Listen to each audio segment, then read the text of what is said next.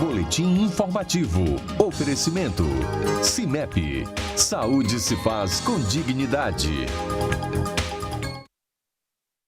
Olha, nós vamos falar hoje aqui no nosso Jornal do Piauí, em Boletim Informativo, a respeito de menopausa. É muito importante que você fique atento aos sintomas, aos cuidados e à forma como encarar essa fase da vida. Eu estou aqui ao lado da doutora Lúcia Santos, está aqui com a gente. Doutora Lúcia, boa tarde, seja bem-vinda mais uma vez aqui ao Jornal do Piauí. Boa tarde, Joel, a todos que nos assistem no Jornal da TV Cidade Verde. E a doutora Karine Bandeira, também muito obrigada pela presença. Muito bom estar aqui, principalmente falando de um tema que anda muito em protagonismo hoje em dia, que é falar dessa mulher no climatério, na menopausa, diante da expectativa de vida, essa mulher que vive mais, quer viver com mais qualidade e se mantendo em atividade produtiva. Agora, doutora Lúcia, o que é o climatério, né? E o que é que caracteriza essa fase? Joelso, o climatério é uma fase da vida da mulher, né? Ela sai da fase reprodutiva, né, devido à baixa produção de hormônios que ela se encontra, e daí vem uma série de efeitos adversos. Os famosos fogachos, calores, a labilidade emocional que a gente chama de instabilidade emocional, ansiedade, depressão, insônia, a baixa de libido, sintomas adversos nos ossos, né? Pode ter osteopenia, até osteoporose, a fragilidade óssea, aumento de colesterol, que pode ser causa, inclusive, de comorbidades, né? Então, é importante que se fale que é uma fase. E para a gente deixar bem claro, né, para quem está nos assistindo, porque esse é o objetivo aqui da gente, é esclarecer, tirar estigmas, tudo começa com a adolescência, quando ela tem um boom de hormônios. Ela é criança, com aquele boom hormonal, ela transforma o corpo de criança para mulher, né? E daí sim ela vai poder ter seus filhos, formar famílias, enfim, uma vida de mulher adulta, por isso que a gente chama de fase reprodutiva. Até chegar no climatério, que é exatamente o inverso, né? Essa queda de hormônios começa com a perimenopausa, depois a menopausa, enfim. Mas o importante é que a gente diga que é uma fase e que deve ser acompanhada, assim como outras, né? Sim. Quando ela se prepara para iniciar a sua vida sexual, quando ela se prepara para ter filhos, para engravidar.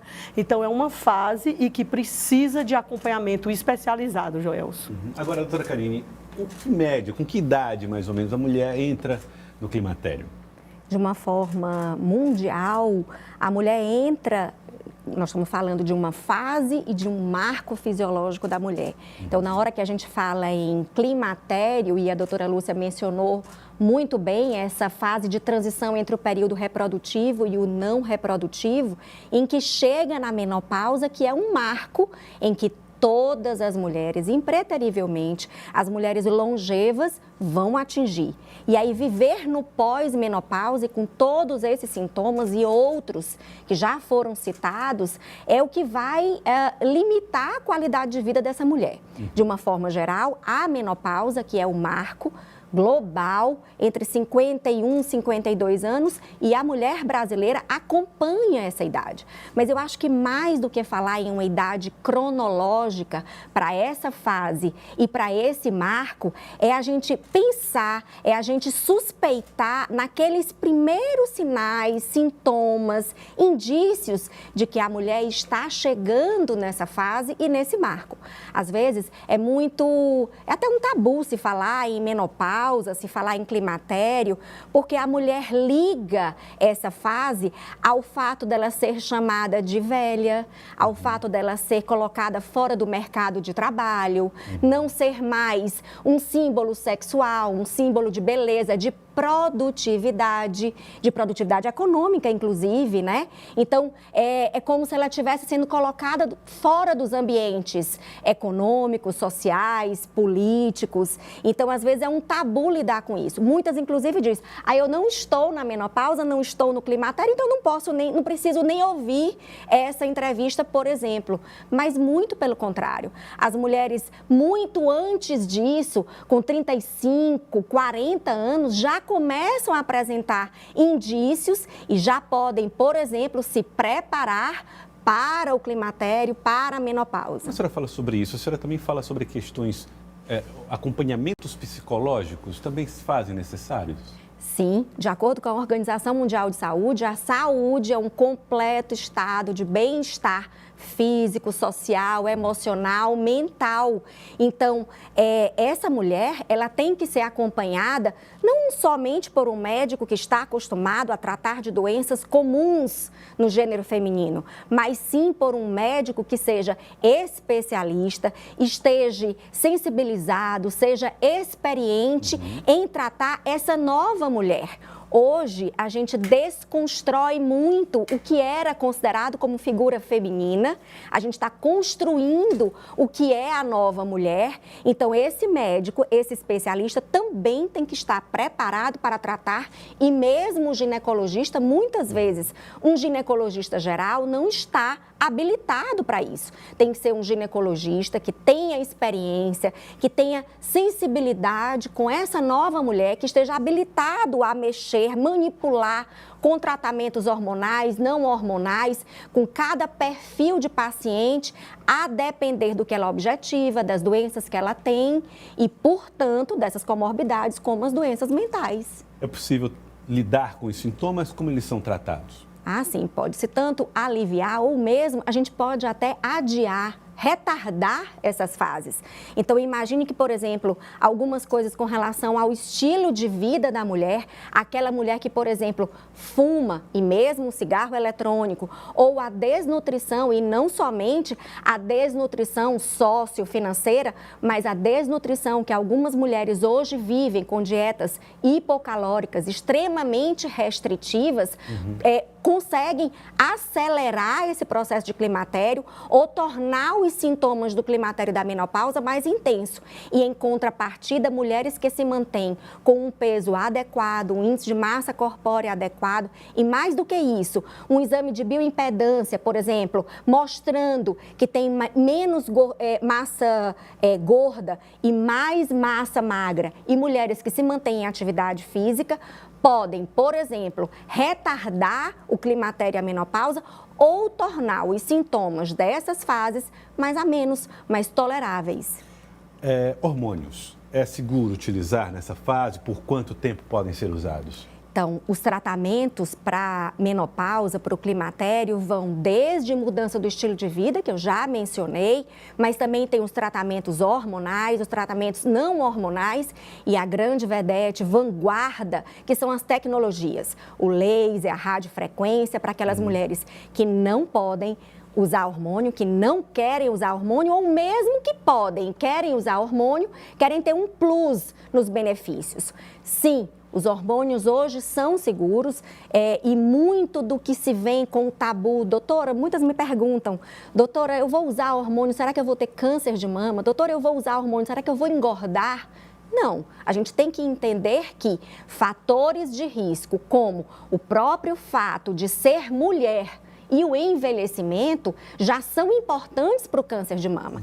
Se fizermos uma comparação entre um público, por exemplo, de 1.000 mulheres que não usam hormônio, ao longo dos anos, 6 mulheres vão ter câncer de mama, simplesmente pelo fato de serem mulheres e de estarem envelhecendo.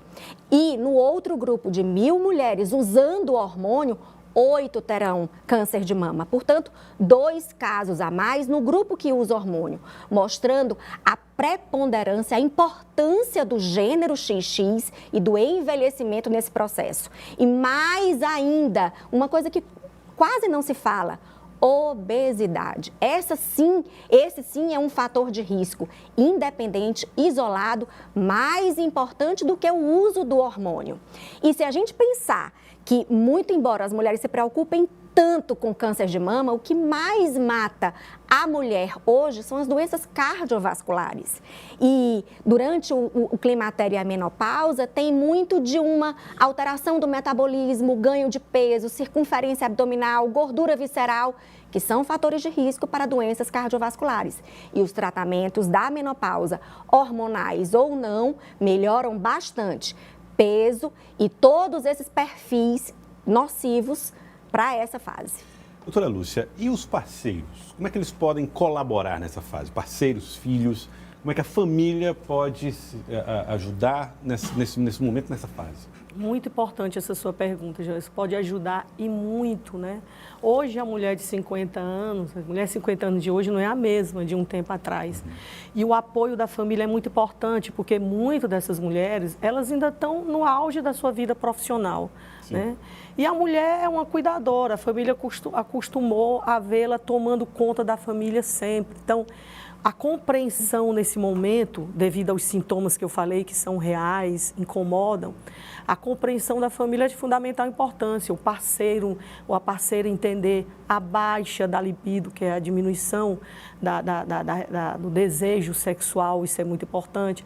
E mais ainda, Joelson, o estímulo para essa mulher, para que ela procure um acompanhamento, para que ela pare tudo o que está fazendo e se cuide. Como eu falei, ela é acostumada a cuidar, ser cuidadora, a família a ver como a cuidadora sempre, mas ela tem que ser vista nessa fase, que é muito importante. Eu até aproveito para perguntar para a senhora, o que é que a senhora falaria para as mulheres que estão vivendo essa fase, nesse momento, que estão nos assistindo? Bom, é muito importante que a gente fale para essas mulheres, que a gente derrube esses estigmas, né? Que a vida não acabou com a menopausa, com a chegada do climatério, né?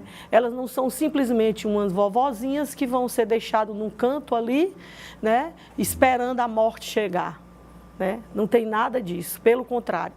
Nessa fase que a mulher, ela adquiriu mais experiência, que ela tem mais tempo, porque ela já criou, inclusive, uma família, se ela adequar tudo isso à qualidade de vida, olha, ela pode iniciar projetos, Joelson. Conheço mulheres que iniciam projetos nessa fase.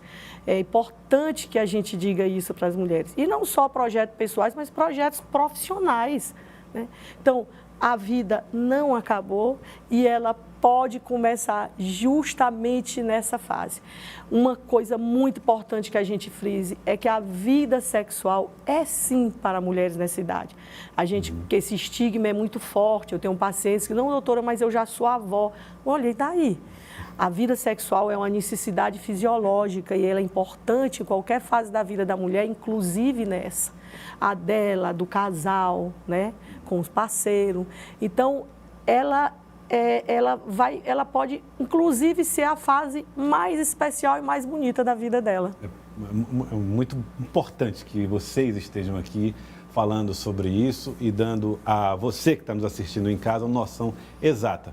Seja você integrante de uma família, né, do sexo masculino, mas que tem que ser esse suporte, seja para você, mulher, que vive essa fase na vida nesse momento. Doutora Lúcia e doutora Karine, eu queria agradecer muito a vocês pela presença e pela entrevista rica aqui no nosso Jornal do Piauí. Nós que agradecemos, porque é fundamental a gente levar para essas nossas mulheres essa informação, porque a gente vê que o Nordeste, o estado do Piauí, ela tem sempre uma característica um pouco diferente do resto do Brasil.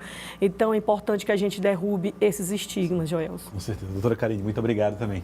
Obrigada, agradeço. Eu acho que tem que incentivar cada vez mais.